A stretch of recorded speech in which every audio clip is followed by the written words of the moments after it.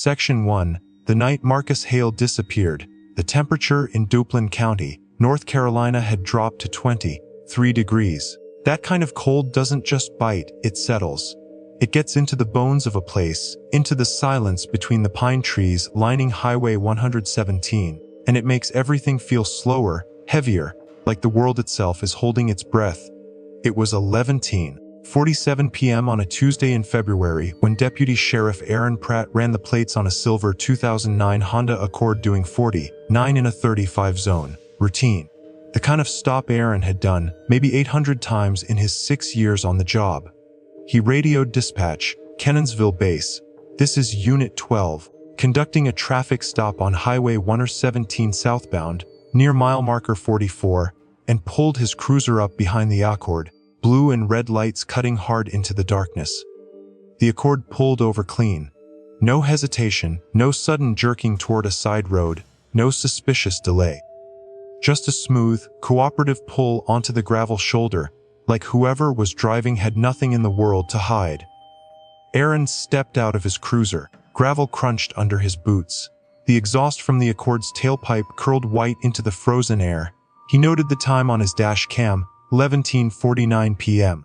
He adjusted his flashlight, walked the standard approach along the driver's side, and tapped twice on the window. The window came down. The man behind the wheel was black, mid-30s, well-dressed for a Tuesday night, dark wool coat, collared shirt, reading glasses pushed up on his forehead like he'd been driving and thinking at the same time. He had a calm face, the kind of calm that doesn't come from arrogance or aggression, but from a man who simply knew who he was. "Evening," Aaron said. "Evening, officer." The man reached slowly toward the glove box, announced every move before he made it. The way you learn to do when you've been pulled over enough times to know how quickly things can go sideways. He handed over his license and registration without being asked for both. Marcus Darnell Hale, date of birth March 9, 1986, address 214 Wisteria Lane, Goldsboro, North Carolina. Aaron looked at the license, looked at the man, looked back at the license. "Mr. Hale, you're aware you were doing nearly 50 back there?" "Yes, sir. I apologize. I've got a lot on my mind tonight." Aaron noted no smell of alcohol, no visible contraband, no nervousness beyond what any reasonable person feels when blue lights appear in their rearview mirror. He told Marcus to sit tight and walked back to his cruiser to run the license.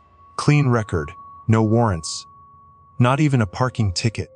Aaron was about to walk back to the Accord and let the man off with a verbal warning, maybe a written one given the speed, when dispatch came back with something unexpected. A flag. Not a criminal flag, not a warrant. Something called an investigative interest notation. A tag placed on Marcus Hale's name 11 days earlier by the Goldsboro Police Department. Aaron noted it. Didn't think much of it. Those tags showed up for all kinds of reasons: witnesses, civil disputes, insurance fraud investigations. He climbed back out of his cruiser and walked toward the Accord. He was maybe 15 feet away when he noticed it. The driver's door was open, not swung wide, just ajar, pushed out maybe 6 inches, the dome light casting a pale yellow stripe across the gravel. Aaron stopped walking. "Mr. Hale." "Nothing." He moved faster now, hand dropping instinctively to his holster, not drawing, just touching. The way you do when something trips a wire in your gut, before your brain has caught up. He reached the door and pulled it open all the way. The car was empty. Engine still running. Reading glasses sitting in the cup-holder. A paper coffee cup in the center console, still steaming. Marcus Hale's cell phone face, down on the passenger seat. His wallet, still containing his license, because Aaron had handed it back less than 90 seconds ago. Sitting open on the dash, Aaron stood there in the freezing dark, blue lights strobing across empty pine trees, and turned in a slow circle. Highway 117 stretched out in both directions, flat, treeless shoulders for at least a quarter mile each way. No sounds except wind and the low idle of the Accord's engine. Marcus Hale was gone. And there was absolutely nowhere he could have gone. Aaron Pratt was not a man who spooked easily. He'd worked a double homicide in 2019, pulled a teenager out of a overturned truck in a flooded ditch, and once talked a meth head off a water tower for 3.5 hours in August heat. He was steady. Colleagues called him flat, Line Pratt, because his voice never changed pitch regardless of what was happening around him. But standing on that gravel shoulder at 11:52 p.m., sweeping his flashlight across empty fields and tree lines, something moved through him that he couldn't quite name. Not fear exactly. More like the feeling of reaching for a step in the dark and finding nothing under your foot. He called it in. "Dispatch, this is Unit 12. I've got a..." He paused, aware of how what he was about to say would sound. "I've got an abandoned vehicle on the 117 southbound, mile marker 44. Driver is missing from the scene. I need backup and I need someone to pull any camera footage we've got near this stretch." "How copy?" Dispatch copied. Sergeant Donna Lewell arrived 18 minutes later, followed by 2 more units. By the time they had flashlights covering both sides of the road, the temperature had dropped another 2 degrees. They found no footprints in the frost, hardened grass on the shoulder, no disturbed gravel suggesting a struggle or a sprint, no tire marks indicating another vehicle had pulled up and taken Marcus somewhere. Nothing. The ground around that Accord was as clean and undisturbed as if the car had simply materialized there on its own. Donna walked a slow loop around the vehicle, hands in her jacket pockets, expression unreadable. She looked at Aaron. "You were gone from the car for how long?" "90 seconds. Maybe 2 minutes. And you didn't hear anything? No car, no footsteps, no voices, nothing." Donna stared at the open driver's door for a long moment. "Okay," she said quietly, in the tone of a woman filing something away to worry about later. "Okay." Marcus Darnell Hale was reported as a missing person by 2 a.m. By dawn, his wife, Renata Hale, was sitting in a plastic chair at the Duplin County Sheriff's Office, her hands wrapped around a paper cup of coffee she hadn't touched. Renata was 34, a high school vice principal in Goldsboro, sharp-eyed and precise in her speech the way educators often are, every sentence deliberate, every word doing the work it was supposed to do. But that morning, her composure had a hairline fracture running through it that anyone paying attention could see. "He called me at 11:15, she told investigator Terry Mack, who was handling the initial interview. He was driving back from Wilmington. He'd gone down to see his brother, Deshaun. They'd had dinner. Did he seem upset? Distracted? Renata considered this. He seemed tired. He said he wanted to get home, get some sleep." She paused. "He said the drive felt long. And you didn't hear from him after that?" "No." The word came out flat, stripped of everything except its bare meaning. Terry noted it, not the answer itself, but the way Renata delivered it. Like she'd been turning the silence of those last few hours over in her hands all night, and still couldn't figure out what shape it was. Deshaun Hale confirmed the dinner. Red Lobster on College Road in Wilmington. The two of them had eaten, talked, and Marcus had left Deshaun's apartment complex on Oleander Drive at approximately 10:50 p.m., headed north on I-40 toward home. Deshaun was 30, worked HVACs, had the direct and cooperative energy of someone with nothing to protect. He pulled out his phone without being asked and showed investigators the text thread with Marcus. The last message sent at 10:04 p.m. heading out, "Love you bro. Talk soon." Deshaun kept staring at that message while investigators photographed his screen. He had the look of a man who understood that "talk soon" had just become the most devastating 2 words he'd ever read. What investigators couldn't yet explain was the gap. Wilmington to the spot on Highway 117, where Aaron Pratt pulled Marcus over, was approximately 63 miles. At normal driving speed, that's around an hour, maybe a little more. Marcus left Deshaun's at 10:50. He was stopped by Aaron at 11:47. The timing tracked almost perfectly. No unexplained gaps, no missing hour, no detour that couldn't be accounted for. Which meant whatever happened to Marcus Hale happened in the 90 seconds Aaron Pratt spent sitting in his cruiser running a license plate. 90 seconds. Investigators kept coming back to that number like a splinter they couldn't get out. In 90 seconds, a grown man in a wool coat had stepped out of a running car on a flat, open stretch of highway in 23-degree weather and ceased to exist.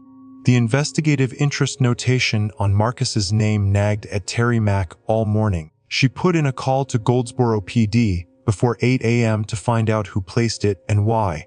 It took them 4 hours to call her back. And when they did, the detective on the other end of the line went quiet for just a beat too long before he answered her question. That beat told her everything. The detective who called Terry Mack back was a man named Roland Vess. 15 years on the Goldsboro PD, the last 4 in their criminal investigations unit. He had a measured, careful way of speaking, the kind of voice that had learned over years of interviews to give away exactly as much as it intended to and not a syllable more. He told Terry the investigative interest notation on Marcus Hale had been placed 11 days prior in connection with an ongoing financial crimes investigation. He told her it was preliminary, that Marcus was not a suspect, that he was, and Vess chose this word with the particular delicacy of someone diffusing something adjacent to the investigation. Adjacent how? Terry asked. Another one of those pauses. We believe Mr. Hale may have had knowledge of certain transactions connected to individuals we've been watching for approximately 14 months. What kind of transactions? I'm not able to get into specifics over the phone. I'd like to come up to Kenansville and sit down with your team if that works. Terry told him it worked. She hung up and sat for a moment with her hand still resting on the phone, looking at the whiteboard on her office wall where Marcus Hale's driver's license photo had been pinned since 6 that morning. 38 years old. Calm face. Reading glasses pushed up on his forehead. Adjacent. She wrote the word on the whiteboard and underlined it twice. The dash cam footage from Aaron Pratt's cruiser was pulled and reviewed by 10 a.m. What it showed was both helpful and deeply, almost maddeningly, unhelpful. The camera had a clear view of the rear of the Accord from the moment Aaron pulled over until the moment he returned to find the car empty. The footage confirmed everything Aaron had reported: the stop, the approach, the return to the cruiser, the reapproach. The timestamp between Aaron walking back to his vehicle and returning to the Accord was 1 minute and 53 seconds. During those 113 seconds, the footage showed the following: nothing. No other vehicle passed in either direction. The Accord sat motionless on the shoulder. The driver's door remained closed until approximately the 1 minute and 30-second mark, when it eased open, not thrown open, not kicked, but open with the measured, deliberate motion of someone choosing to step out. And then, across the next 23 seconds, nothing moved in the frame at all. No figure stepping around the car, no shadow crossing the headlight wash, no movement in the tree line visible at the edge of the frame. Marcus Hale opened his door and simply stopped registering on camera. The footage was sent to the State Bureau of Investigation's Digital Forensics Unit in Raleigh by noon. Analysts confirmed within hours that the video had not been altered or edited. What the camera recorded was exactly what happened, which meant either the camera had a blind spot large enough to swallow a person whole, which the department's technical team assessed as geometrically implausible given the angle, or Marcus Hale had moved in the exact narrow corridor the camera couldn't see, hugging the front of his own vehicle and crossing the road in a direction that kept him consistently out of frame. That second possibility troubled investigators more than the first because it implied intention. It implied Marcus Hale knew exactly where the camera was pointed. Terry drove to Goldsboro the following morning and spent 3 hours with Roland Vess in a windowless conference room at the Wayne County Law Enforcement Center. What Vess laid out was this: for the past 14 months, the Goldsboro PD had been building a case against a man named Curtis Fenn, a 52-year-old commercial real estate developer with offices in Goldsboro, Raleigh, and Wilmington, On paper, Fenn was prosperous and unremarkable. In practice, investigators believed he had spent the better part of a decade laundering money for at least 2 drug distribution networks, operating through eastern North Carolina, using a series of shell companies and property transactions to clean somewhere in the neighborhood of $11 to $14 million. Marcus Hale's connection to Curtis Fenn was professional. Marcus was a certified public accountant who had done contract tax work for one of Fenn's subsidiary companies, a property management firm called Coastal Pines Holdings LLC, for approximately 3 years, ending 18 months ago. Did Hale know what he was working with? Terry asked. Vess turned his coffee cup slowly on the table. We believe he figured it out. We believe that's why he stopped working for Coastal Pines.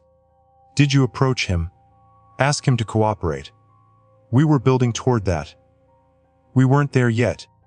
But someone might have thought you were. Vess looked at her steadily. That's what keeps me up at night, Detective.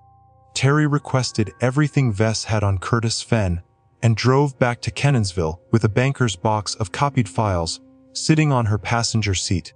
She went through them that night at her kitchen table, coffee going cold beside her, highlighter moving steadily across page after page. Curtis Fenn had no criminal record. He was married, had 2 adult children, sat on the board of a local hospital foundation, and donated annually to a scholarship fund at the University of Mount Olive. He was, by every visible measure, a pillar.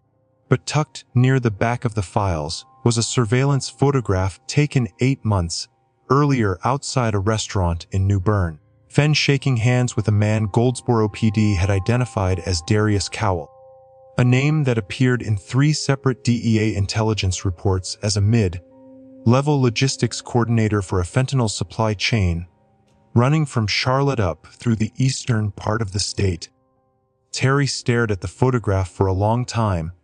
Then she flipped to the next page and found something that made her set down her highlighter entirely. Among the list of associates and known contacts compiled on Curtis Fenn over 14 months of surveillance was a name she recognized: Deshaun Hale, Marcus's younger brother.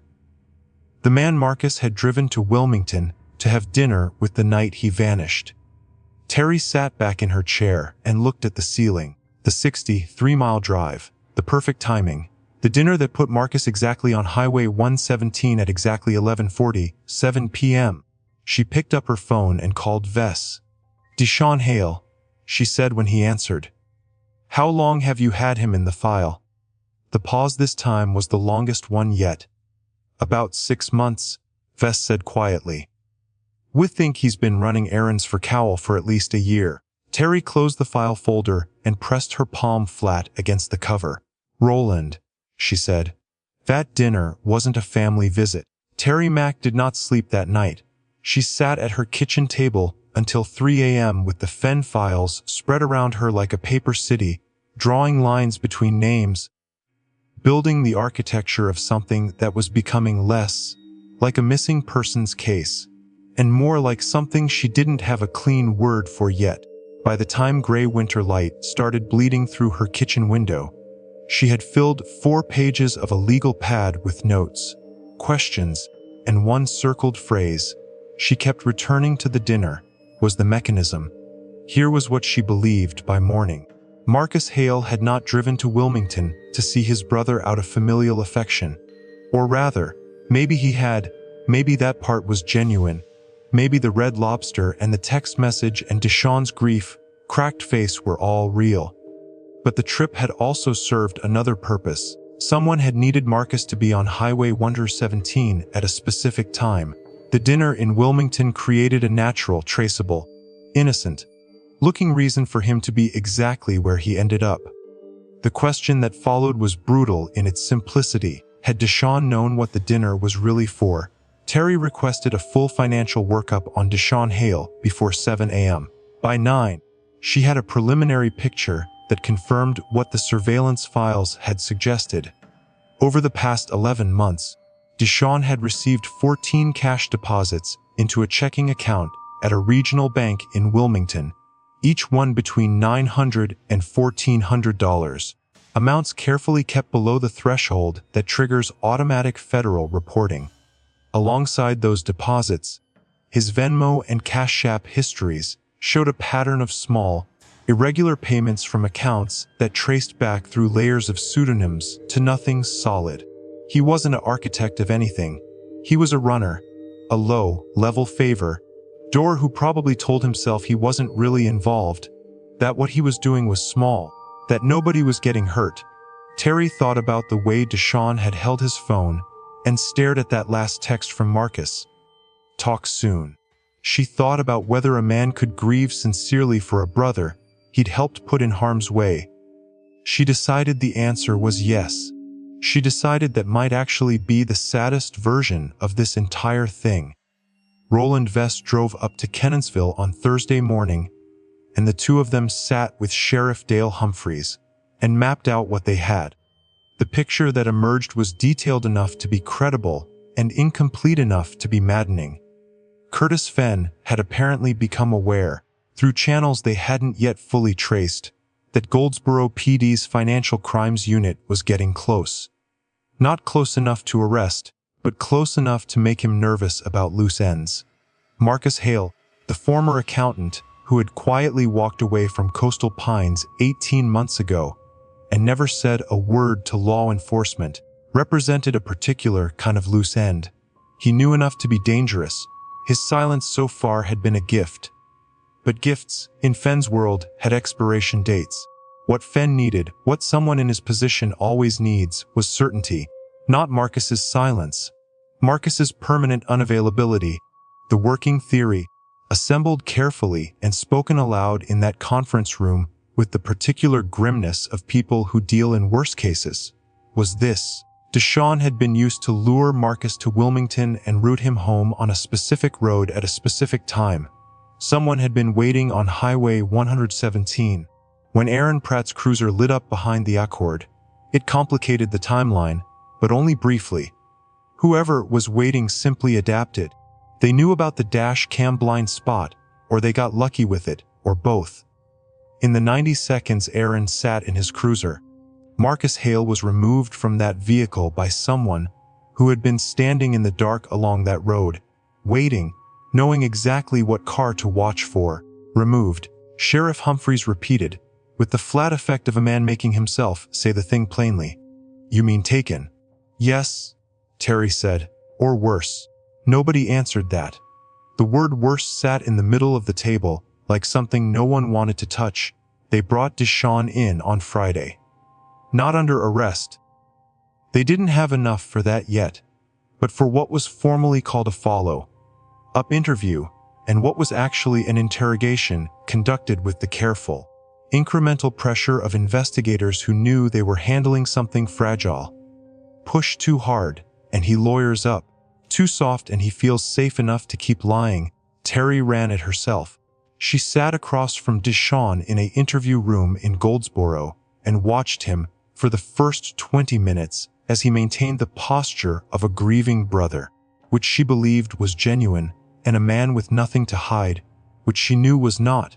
She let him talk.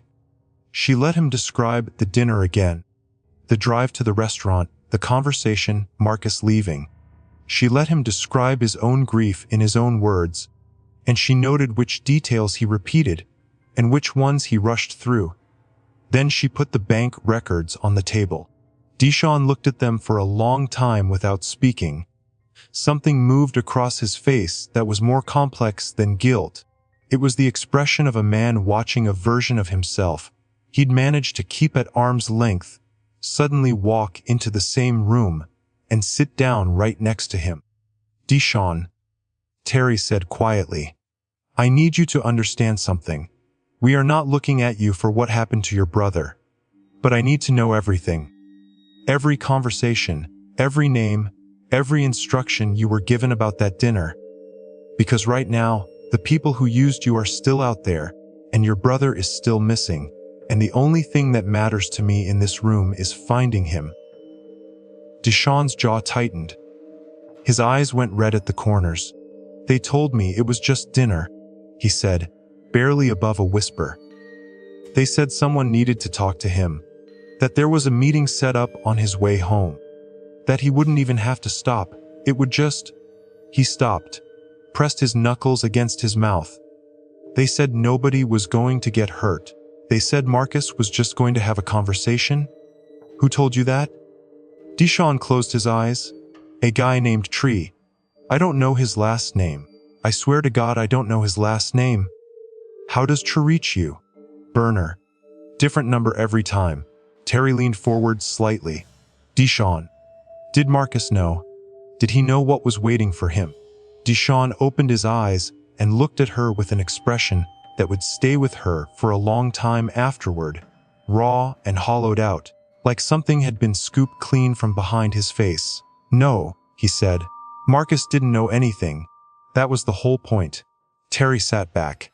In her chest, something that had been suspended in uncertainty for 4 days quietly settled into the worst possible shape. She thought about Marcus Hale, calm face, reading glasses, wool coat, handing over his license and registration before he was even asked.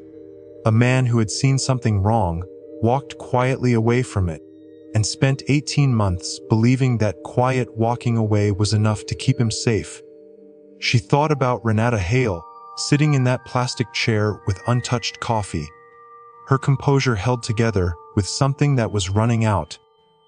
She ended the interview, stepped into the hallway, and called Vess. We need to find Tree, she said. And we need to move on Fen before he knows we've talked to Deshawn. There was a pause on the line. Then Vess said something that rearranged everything she thought she understood about the case. Terry, we ran Fen's financials this morning. Full forensic audit. Another pause. Curtis Fen liquidated everything. Properties, accounts, the shell companies. It's all gone. He's been moving it out for the past 3 weeks. Terry stood very still in that hallway. He knew we were coming, she said. Yeah, Vess said. And Terry, he left the country on Wednesday. Private charter out of a small airfield in Carteret County. We don't have a destination yet. Wednesday. 1 day after she'd sat down with Vess in Goldsboro. 1 day after she'd started pulling threads. Terry pressed her back against the wall and looked up at the fluorescent lights. Someone had told Curtis Fen she was coming. The search for Marcus Hale entered its 3rd week with the particular exhaustion that settles over an investigation when the urgent, electric energy of the first days has burned off and what remains is the slow, grinding work of following threads that keep ending in walls. The SBI had the case now, jointly worked with Duplin County and Goldsboro PD, and the weight of it had distributed across enough desks and enough jurisdictions that Terry Mack sometimes felt like she was watching it from a distance, a small figure at the edge of something too large to see the shape of whole. They found the burner phone network connected to the man Deshawn knew as Trey.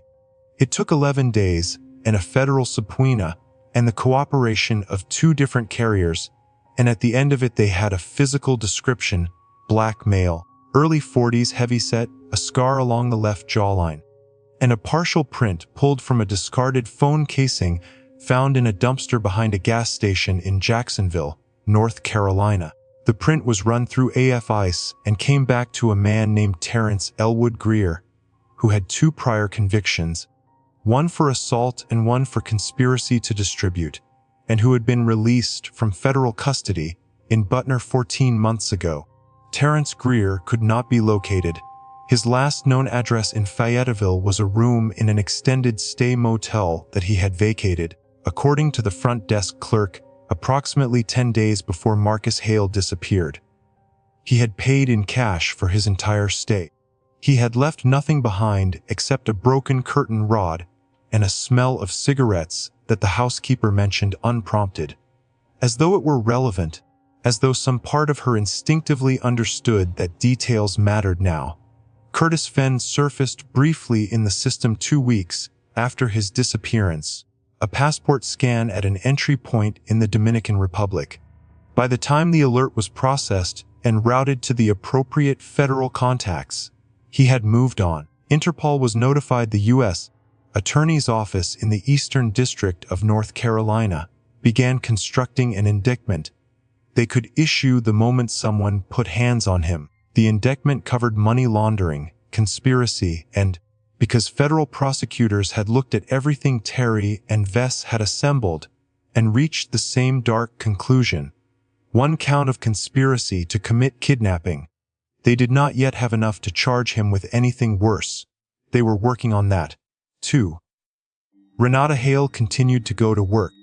This was the detail that stayed with Terry in the weeks that followed, not the press conference the sheriff's office held, not the tip line that generated 400 calls and yielded nothing of substance, not the candlelight vigil organized by Marcus's former colleagues at the accounting firm where he'd worked for 9 years.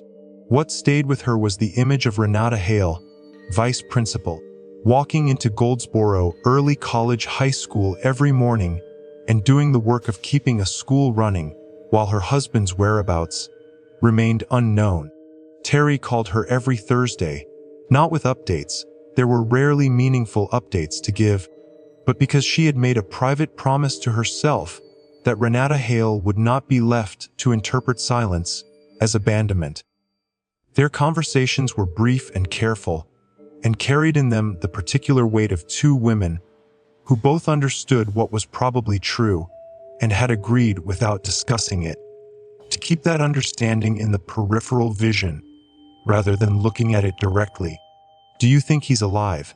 Renata asked on the fourth Thursday call. Terry had prepared herself for this question for 3 weeks. She had a response ready, measured, honest, neither falsely hopeful nor unnecessarily brutal. She had practiced it in her car. She opened her mouth and found she couldn't say it. "I don't know," she said instead. Which was true. Which was the only thing she had that was both honest and something other than a verdict. Renata was quiet for a moment. "I keep thinking about his reading glasses," she said. "They were in the folder. He can't drive without them. He can barely read a menu without them." Her voice stayed level, controlled, that hairline fracture from the first morning held carefully in check. He would never go anywhere voluntarily without his glasses. Terry didn't respond to that. There was nothing to respond to. Renata knew what she was saying. They both did, too. In the 7th week, a state highway patrol unit conducting an unrelated search of a wooded area off a logging road in Sampson County, approximately 19 miles from the spot on Highway 117 where Marcus Hale had vanished, found a wool coat, dark navy, size large, caught on a low branch at the edge of a creek bed, as though it had been moved by water or wind or something else entirely and deposited there without ceremony. The coat was sent to the SBI lab. DNA analysis confirmed it belonged to Marcus Hale. There was nothing else. No other clothing, no physical evidence of violence, no remains. Just the coat, hanging in the brush beside a creek that ran cold and dark and gave nothing back. The logging road showed faint impressions consistent with a heavy vehicle, possibly a truck or large SUV, that had entered and exited at some point within the relevant window. But the ground was hard, and the impressions were partial, and the forensic team could not extract anything more specific than that. The creek was searched for 2 days downstream. Divers went in where the water was deep enough to warrant it. Nothing. 2. The case remained open. That was the official status: open, active, under investigation. Those words appeared on the Duplin County Sheriff's website beside Marcus Hale's photograph, and a tip line number, and a physical description that Terry had read so many times it had stopped feeling like language and started feeling like something else. A wound kept deliberately unhealed. Aaron Pratt requested a transfer to a different patrol district 4 months after the disappearance. He never publicly explained why, and no one pressed him on it. But Terry had heard from a colleague that Aaron sometimes drove out to mile marker 44 on his days off and sat in his personal vehicle on the shoulder of Highway 117 and looked at the spot where Marcus Hale's Accord had idled in the cold. Nobody knew what he was looking for. Maybe Aaron didn't know either. Maybe it was just the thing a person does when they were the last one who saw someone and said a normal word to them, and walked away, and the world swallowed them whole. Terry kept the legal pad with her notes. She kept the circled phrase, "The dinner was the mechanism," and beneath it, added over weeks, a series of other phrases that mapped the edges of what she knew and the much larger territory of what she didn't. She kept Marcus Hale's driver's license photo pinned to the corkboard in her office. Calm face, reading glasses pushed up. A man who had known something, walked away from it quietly and been found anyway. Somewhere, Curtis Fenn was alive and free and presumably sleeping without much difficulty in a country that had not yet decided to send him back. Somewhere, Terrence Greer was moving through the world under a name no database had yet connected to his face. And somewhere, in the cold ground of a Carolina winter, or in the dark pull of a creek that gave nothing back, or in some other place entirely that investigators had not thought to look, was the answer to the question that Highway 117 had posed on a Tuesday night in February and refused, so far, to answer. Marcus Hale's reading glasses were still in the cup-holder of his Honda Accord, sitting in an SBI impound lot in Smithfield, in a sealed evidence bag, waiting, like everyone else,